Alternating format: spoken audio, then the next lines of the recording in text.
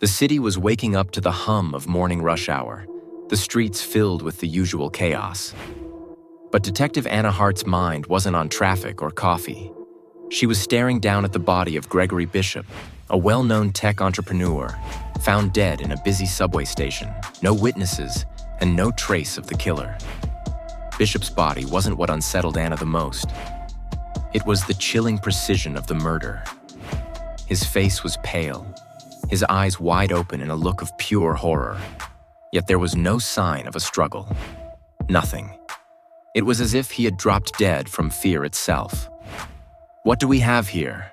she asked her partner, Detective Ryan Pierce, who was crouched down next to the body, scanning the scene with his flashlight. Ryan stood up, his face grim. "Nothing. No fingerprints, no hair, no fibers. Nothing but this."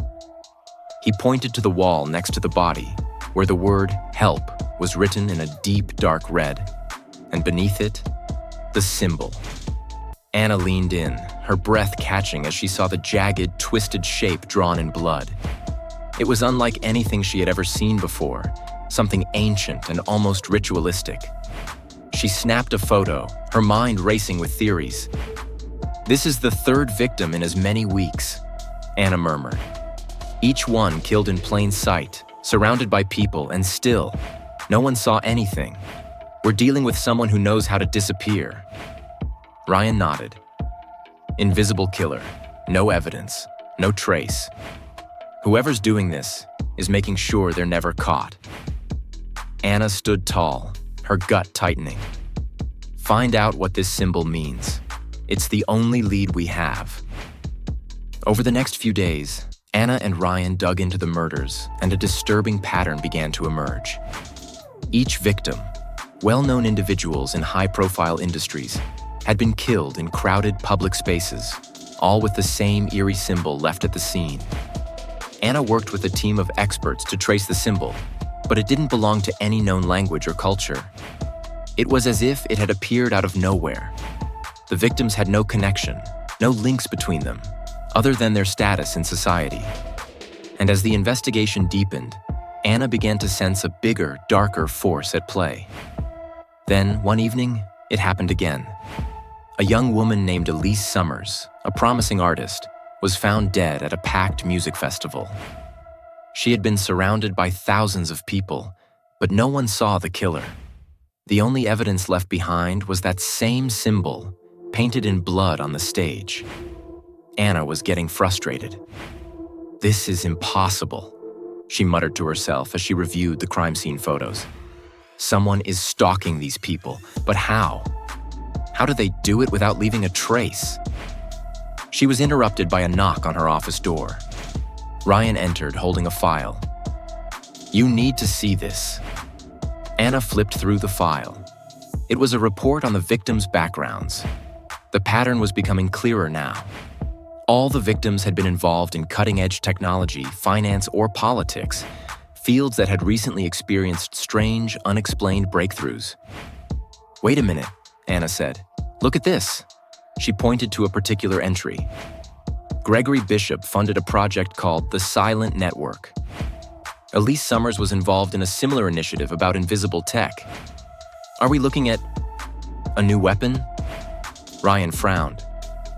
"Invisible technology? A tech-based killer?" Anna nodded, her mind spinning with possibilities. If someone has developed a way to kill without ever being seen, without leaving evidence, that's not just a criminal. That's a game changer. Anna and Ryan dug deeper into the connection between the victims, leading them to a startling discovery. The symbol wasn't just a random pattern. It was the signature of an ancient secret society that had been rumored to exist for centuries. This society, known as the Order of the Veil, was said to have mastered the art of invisibility, not through physical means, but through psychological manipulation and advanced secret technology. The deeper Anna and Ryan went, the more they uncovered about the Order. An underground network that used fear, psychological control, and high-tech weapons to manipulate their targets and remain unseen. The symbol was their signature, a mark of power. And the murders were part of a much larger plan. The killer was not only invisible, He was part of a system that had been pulling the strings for decades. After weeks of dead ends and false leads, Anna and Ryan tracked down a former member of the Order who had turned informant. The man, now living in hiding, revealed the unthinkable. The members of the Order had perfected a form of psychological manipulation that made people see what they wanted them to see, while erasing their presence entirely. The murders were designed not to leave a trace, but to send a message. Power over perception was the ultimate weapon. Anna's heart raced as she realized the truth. The killer wasn't using some invisible tech. The killer was invisible, in plain sight, making people believe they saw nothing while they were controlled from the shadows. Her breath caught as she saw the one final clue, hidden in plain sight. The Order's mark, the symbol, was carved into the side of the detective's own building. She wasn't just chasing a killer. She was being hunted. In the final confrontation, Anna discovers that Ryan, her trusted partner, was never who he claimed to be.